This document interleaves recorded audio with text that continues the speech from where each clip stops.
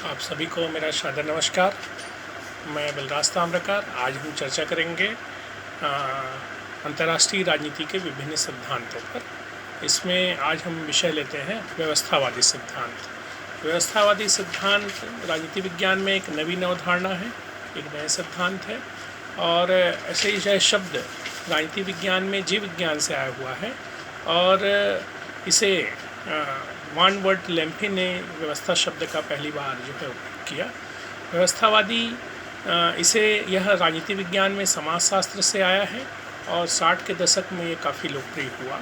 हमारे यहाँ राजनीति विज्ञान में इसे लाने का जो श्रेय है डेविड स्टर्न और गैब्रियल आमंड को जाता है। वहीं अंतर्राष्ट्रीय राजनीति में इसका प्रयोग मार्टिन कैपलर ने बहुत विस्तार से और बढ़िया तरीके से इसका उपयोग किया है। यह व्यवस्थावाद की जो मुख्य मान्यताएं वो ये हैं कि एक व्यवस्था जो है अनेक उपव्यवस्थाओं से मिलकर बनती है। प्रत्येक उपव्यवस्था अपने आप में जो है अंतर संबंधित होती हैं।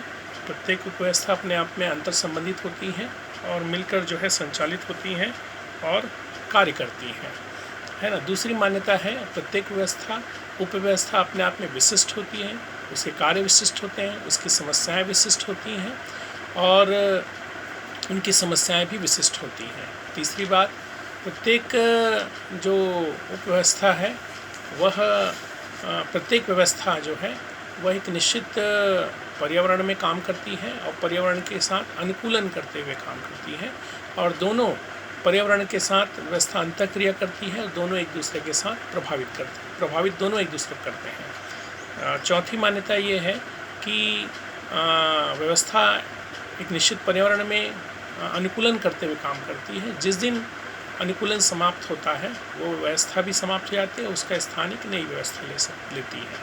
इसको हम एक उदाहरण से ले सकते हैं कि जिस प्रकार मानव शरीर एक व्यवस्था है, उसमें अनेक शरीर के अनेक अंग एक अनेक उपव्यवस्थाओं के रूप में हैं और मिलकर जो है कार्य करते हैं।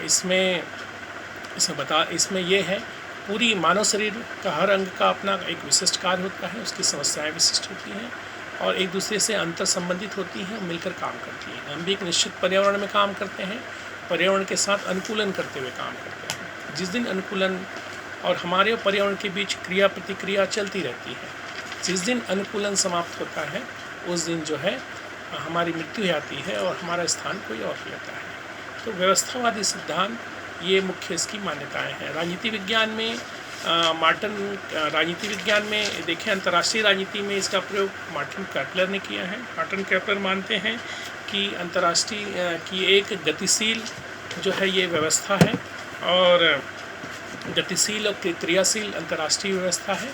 इसकी मुख्य रूप से 4 मान्यताएं उन्होंने बताई हैं, जिसमें पहली मान्यता ये मानती है के अनुसार कि प्रत्येक अंतर्राष्ट्रीय व्यवस्था में कुछ गतिशील और परिवर्तनशील जो है व्यवहार और समुच्चय के रूप में विद्यमान होते हैं।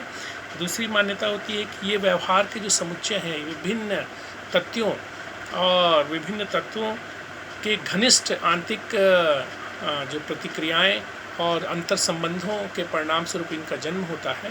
तीसरी मान्यता ये है कि ये जो व्यवहार प्रतिमानों का जो विकास है, ये जो व्यवहार प्रतिमान समुच्चयों का जो विकास है वह अंतर्राष्ट्रीय व्यवस्था को प्रभावित करने वाले विभिन्न तत्वों जैसे सैनिक तत्व हैं, तकनीकी हैं, प्रौद्योगिकी हैं, सामाजिक तत्व हैं, आर्थिक तत्व हैं और साथ ही अंतर्राष्ट्रीय संस्थाएं और अंतर्राष्ट्रीय राजनीति को प्रभावित करने वाले व्यक्तित्व लोगों से मिलकर ये बनता है।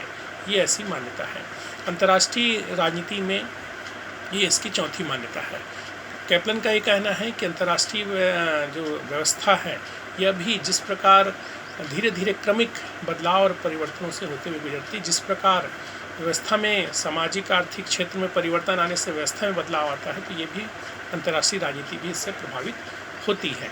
और इनका कहना है कि जैसे अंतर्राष्ट्रीय राजनीति में अगर असमान विकास होता है तो व्यवस्था में भी असंतुलन होता है। परिणाम स्वरूप कई युद्ध जैसी, शक्ति असंतुलन जैसी समस्याएं भी पैदा होती हैं।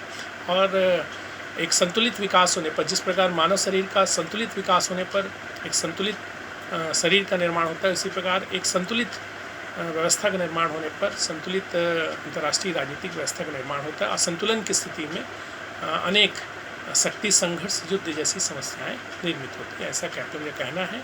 और यह बहुत ही नवीनतम वैज्ञानिक और व्यवस्थित सिद्धांत है। धन्यवाद।